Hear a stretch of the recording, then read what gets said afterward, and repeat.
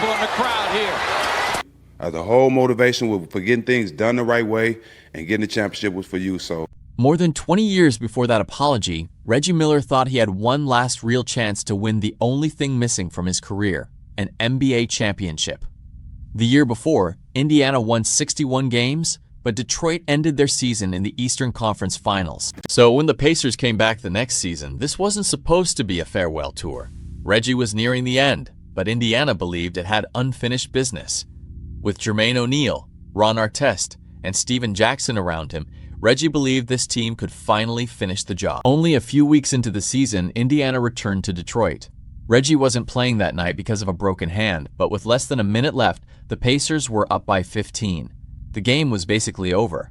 Then something happened Stephen Jackson says had actually started months earlier. I had no idea about. So at the end of the game, some kind of way Jamal Tinsley and Ron Artest are having a conversation at the free throw line.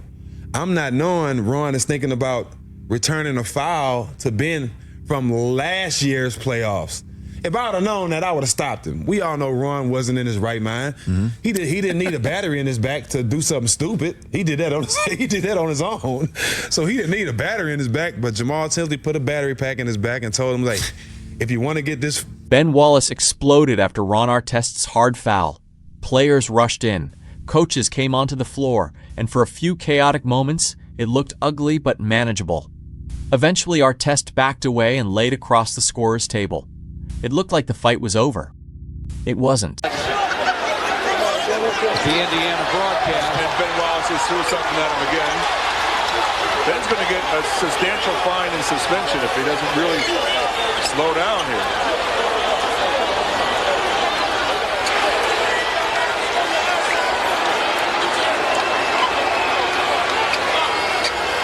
Rasheed is still over on the Indiana side of the timeline.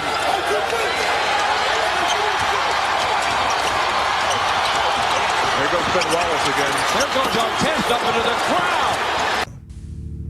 So he wasn't even supposed to play that game. He showed up at the game, so I know he wasn't in his right mind. I mean, if I lose my mind, I'll probably be no telling what I'll be the next couple of days. But he fouled him, and Ben didn't expect it. Next thing you know, Ben run up to Ron and push his head out to the parking lot.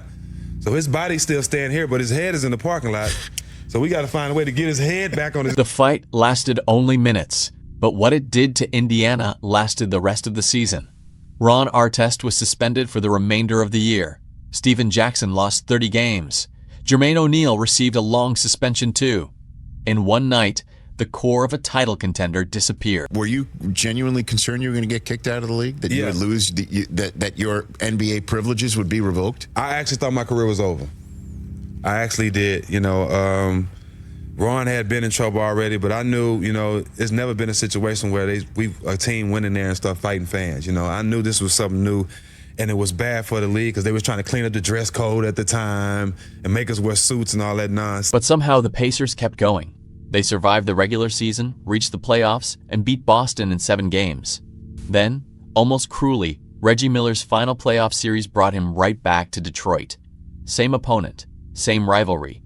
Except this time, there wouldn't be another season. At 39 years old, Reggie emptied the tank one last time. He scored 27 points, but Detroit closed out the series. With 15 seconds remaining, Rick Carlisle took Reggie Miller out of an NBA game for the final time. In this building. And for Detroit, it's all about a vacation. Well, not a vacation. They're going to Florida. Not a vacation, but they're going to Florida.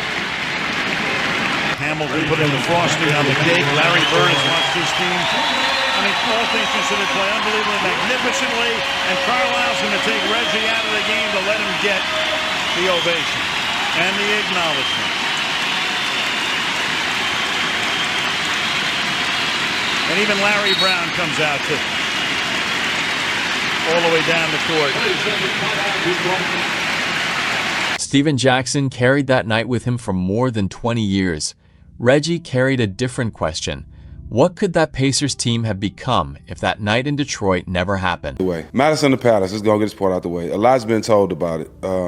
Me personally, I'm glad to see you because I've never had a chance to tell you that I'm sorry. No.